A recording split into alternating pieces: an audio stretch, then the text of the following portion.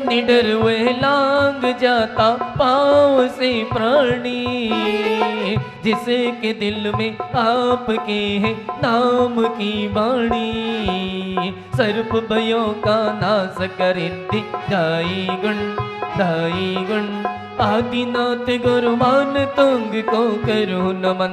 हो विनम्र भक्तामर गाँव में पावन, आदिनाथ गुरुमान तुंग को करो नमन। आदिनाथ गुरुमान तुंग को करो नमन। 42 और 43 कितने भय हो गए? 4। कितने भय के कथन हो गए? 4। शेर, हाथी, शेर, अग्नि, सांप। 5वां आएगा युद्ध का भय, 6वां आएगा समुद्र का भय, और 7वां आएगा जलोदर रोग, और 8वां आएगा बंधन। आज काय का निकला? सांप का। सांप, आदमी सांप से कम थोड़ी है। आदमी सांप से कम थोड़ी है। सांप, आदमी ने सांप से, जब सांप से यह बात कही गई, सांप तुमको शहर में रहना पड़ेगा, सांप से कह रहा है, लेकिन बात आदमी की कह रहा है।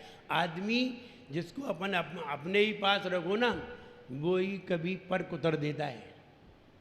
उसके लिए सांप का उदाहरण दिया गया है। सांप तुमको शहर में रहना पड़ेगा, शहर की कठिनाई को सहना पड़ेगा। बच्चू सिंह जी, खिल्ली मल्ली, सांप तुमको शहर में रहना पड़ेगा, शहर की कठिनाई को सहना पड़ेगा, और बिल बनाने की जरूरत अब नहीं है। बिल बनाने की जरूरत अब नहीं है। जितेंद्र भैया, बिल बनाने की जरूरत अब नहीं है। आस्तीनों में तुम्हें रहना पड़ेगा। सांप तुमको शहर में रहना पड़ेगा, शहर की कठिनाई को सहना पड़ेगा, और बिल बनाने की जरूरत अब नहीं है। आस्तीनों में तुम्हें रहना पड़ेगा। लोग कहते हैं आस्तीन के सांप, ये उदाहरण देते हैं। हम तो तुम्हें वही उदाहरण का एक दूसरा रूप बता रहे हैं। सांप है, कल सुना था सांप के काटे मरा था आदमी। कल सुना था सांप के काटे मरा था आदमी, अब सुनोगे आदमी काटे मरेगा आदमी। आदमी कम जहरीला है, ये उससे ज्यादा खतरनाक है। सांप का काटे तो बच भी जाए, लेकिन आदमी का काटा बचता नहीं है। लंबी कविता है ये वाली, हम तो 2 ही लाइनें सुना रहे हैं। कहने का मतलब ये सांप के बारे में हमने जाना। भगवान, हम ये भक्तामर पढ़ के मालूम है हम किसका विचार कर रहे हैं, क्या चीज सुन रहे हैं? हम ये चीज सुन रहे हैं कि भगवान के नाम में और भगवान की भक्ति में कितनी ताकत है, कि सांप की ताकत भी कुछ भी नहीं कर सकती, शेर की ताकत भी कुछ नहीं कर सकती, हाथी की ताकत भी कुछ नहीं कर सकती। जिसके साथ ईश्वर है, उसके साथ सबसे ज्यादा ताकत है। बस यही सिद्ध करने के लिए हम 1 महीने से चिल्ला रहे हैं, यही बताने के लिए कि भगवान की भक्ति करो।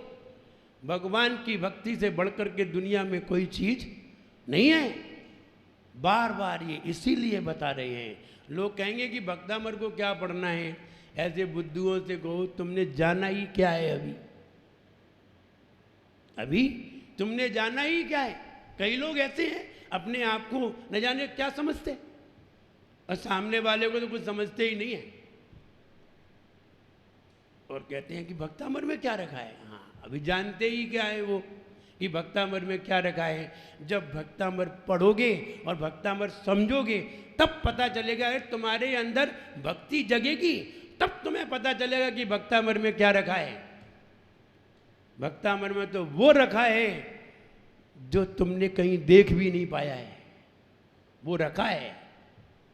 सुनना तो बहुत बड़ी बात है, तुमने देख भी नहीं पाया है, और ऐसे लोग देख भी नहीं पाएंगे जो भक्तामर को समझते नहीं है। आदिनाथ भगवान की स्तुति है, ध्यान रहे, भगवान की स्तुति सुनने ऐसे लोग नहीं आते। कौन सुनता है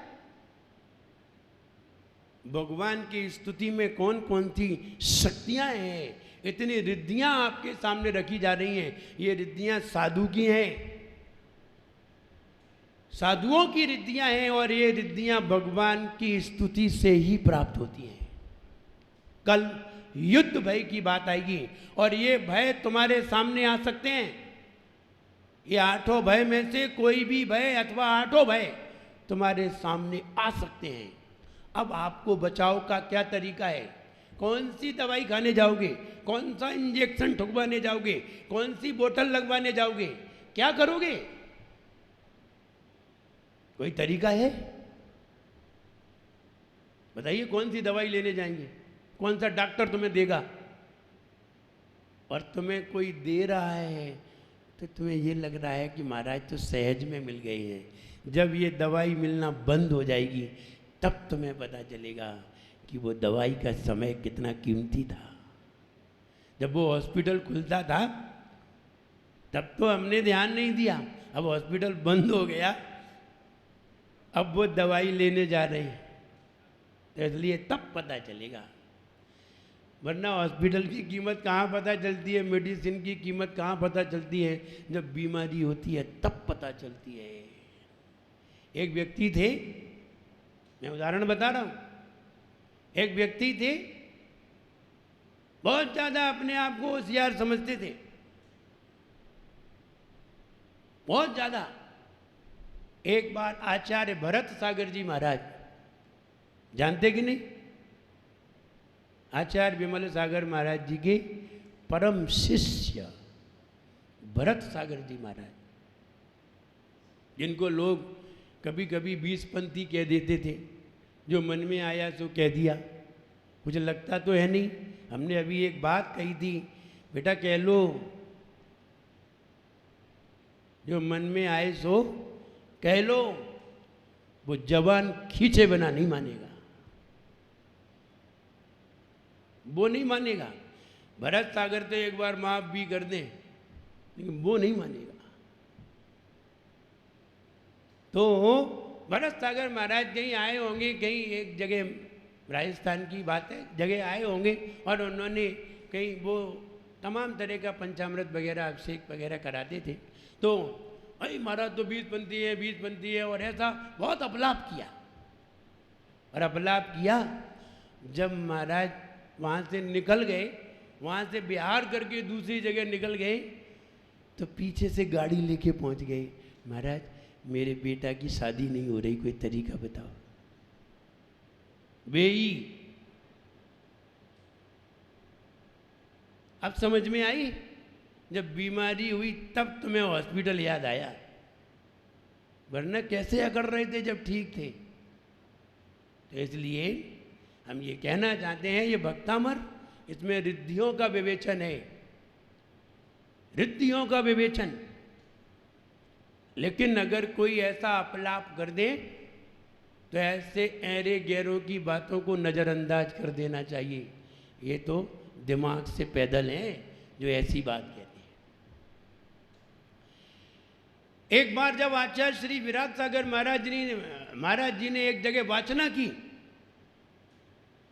वाचना की राजस्थान में, राजस्थान का वो अंतिम छोर है,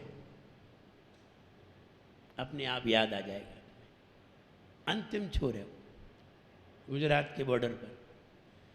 वहाँ आचार्य श्री ने धवला जी की वाचना की, 11वीं धवला जी की पुस्तक का पुस्तक याद नहीं है, 11वीं थी या 12वीं थी, 11वीं पुस्तक थी। ऐसा अपलाप उठाया कुछ लोगों ने, ऐसी बातें कही कि धवला जी पढ़ेंगे तो पागल हो जाएंगे, और धवला जी तो मुनि महाराज पढ़ते हैं, धवला जी कोई नहीं पढ़ सकता है, और धवला जी मुनि महाराज को ही पढ़ना चाहिए। ऐसी बातें फैला करके वाचना को ही बंद करा दिया। आचार्य श्री ने जो 1 महीने की वाचना थी, 15 दिन में ही बंद करके वहाँ से बिहार कर दिया। मुझे मालूम चला कि आचार्य श्री की वाचना में लोगों ने इस तरह की बातें कही थी। खुदा ना खास्ता कभी ऐसा योग बनता है, चातुर्मास भी मेरा वही हुआ, जहां इस तरह की बातें की गई थी। और हमने वहां भक्तामर शिविर लगाया, और जब भक्तामर शिविर लगा तो मुझे लगता है इससे भी बड़ा हॉल होगा, वहां तक का, दीवार तक का, वो दीवार लगी है वहां तक का, उस हॉल में पांव रखने की जगह नहीं मिलती थी। आदमी खड़े होकर के सुनते थे, दूसरी मंजिल पर डुप्लेक्स पे खड़े होकर के, बालकनी में खड़े होकर के सुनते थे। वहाँ भक्तामर शिविर लगा। फिर जब भक्तामर शिविर लग चुका और बीच में ही हमने एक बात बताई, हमने कहा ये वही जगह है जहाँ आचार्य श्री ने वाचना की थी, और वाचना करके तुम लोगों ने ये कहा था कि धवला जी की बातें सुन के पागल हो जाती हैं। और सुनो, हम तुम्हें 1 महीने से भक्तामर सुना रहे हैं, और धवला जी पुस्तक नंबर 9 उसकी पूरी बातें तुम्हें सुना रहे हैं। तुम कितने पागल हुए? पागल हुए या भक्तामर पढ़ने के लिए पागल हुए? तो ऐसे लोग कभी कभी अपलाप करते हैं भक्तामर का कि भक्तामर में रिद्धियों का विवेचन। तो रिद्धियों का विवेचन ये सिद्धि है, और ये ताकत बताई जा रही है तुम्हें कि जैन दर्शन में जनेन्द्र भगवान के स्मरण में, जनेन्द्र भगवान के नाम में, जनेन्द्र भगवान की स्तुति में, जनेन्द्र भगवान के गुणगान में कितनी शक्तियां हैं कि ये शक्तियां पाकर ही व्यक्ति केवल ज्ञान को प्राप्त कर लेता है। तो ये वाली बात जब कही तब उनकी समझ में आई कि हमने बहुत बड़ी भूल कर दी, हमने बहुत बड़ी भूल कर दी। हमने कहा जाओ सब आचार्य श्री के पास और अपनी गलती की क्षमा मांग करके आओ, वरना मुंह से कहने में कुछ नहीं लगता, लेकिन जब वो कुछ करता है ना तब पता चल जाता है। अगर किसी को कोढ़ निकल आए, अगर किसी का अच्छा खासा घर नीची स्थिति पे आ जाए, तो समझना चाहिए इसने कहीं ना कहीं भगवान के एजेंट को खराब कहा होगा, इसलिए ये रिजल्ट सामने आ गया। हम ये कहना चाहते हैं भक्तामर भगवान की स्तुति है, हम उसे सुन रहे हैं, बड़े मनोयोग से सुन रहे हैं, और आप लोग तो सुनते ही हैं। पूरे भारत देश में बहुत सारे लोग सुन रहे हैं। आप तो यहाँ सुनते हैं, वो अपने घर पे बैठ कर के भी सुनते हैं। हजारों लोग सुनते हैं, यहाँ भले ही हजारों ना हो, लेकिन वहाँ हजारों लोग सुनते हैं।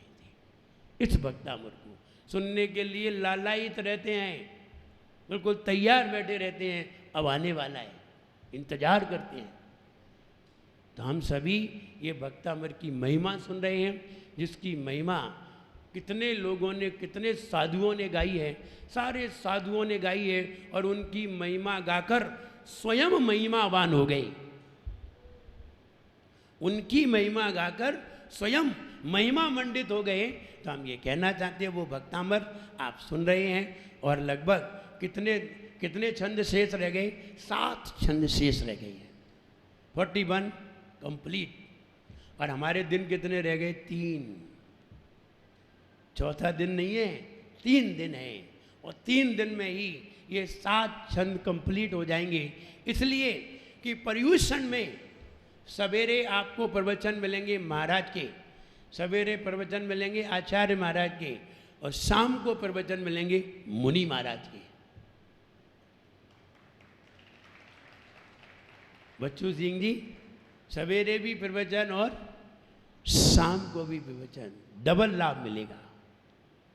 शाम को सभी महाराजों के, माताजियों के क्रम से आपको प्रवचन मिलेंगे, और सवेरे आचार्य महाराज के मिलेंगे। दोनों तरफ प्रवचन मिलेंगे। और इसके बाद आपके जीवन में आने वाला है पूजन शिविर, न भूतो न भविष्यति, न भूतो न भविष्यति। भूत में कभी तुम्हारे यहाँ लगा नहीं है, और भविष्य में दोबारा लगेगा नहीं। Only one, first and last, एक ही बार लगेगा। पूजन शिविर, भूल जाओ सारे विधान, भूल जाओ पंच कल्याण। अगर आनंद का उत्सव देखना है तो पूजन शिविर देखो। 3 घंटे आनंद कैसे आता है, 3 घंटे की पिक्चर देखना है तो पूजन शिविर देखो। आनंद वाली, जिसको तुम 24 घंटे दिमाग से निकाल नहीं सकते, 25 घंटे तुम्हारे दिमाग में रहे, ऐसी पूजन आप पूजन शिविर में देखेंगे। 1 तारीख को भक्तामर विधान का समापन, 1 तारीख को भक्तामर विधान का समापन है। और भक्तामर विधान के समापन में भक्तामर विधान होगा। और भक्तामर विधान यहाँ सामूहिक रूप में होगा। आप सभी लोग उस दिन धोती दुपट्टा पहन के आइए और सभी लोग उस दिन भक्तामर विधान में बैठिए और बैठ करके अपने पूरे परिवार को बिठा सकते हैं। छुट्टी है, रविवार है, अपने रिश्तेदार को भी बुला सकते हैं, बाहर के लोगों को भी, आसपास की जो जगह है बड़ौदा में आदि आसपास क्या क्या है वहाँ समाचार भेज सकते हैं और सब लोगों को बिठाइए। उस भक्तामर विधान का समापन, 48 दिनों का भक्तामर विधान का समापन, और समापन के बाद पूजन शिविर यहाँ होगा। आप सभी लोग उसका आनंद लीजिए और उसके बाद एक विद्वत गोष्ठी होगी और उसके बाद एक विधान होगा, उसके बाद बिहार होगा। चातुर्मास समापन तो हो ही जाएगा, उसके बाद बिहार होगा। मेरा ये कहना है आप सभी लोग अपने समय का सदुपयोग करिए और ज्ञान लीजिए। मेरा सबके लिए खूब आशीर्वाद है। जय बोलिए महावीर भगवान की।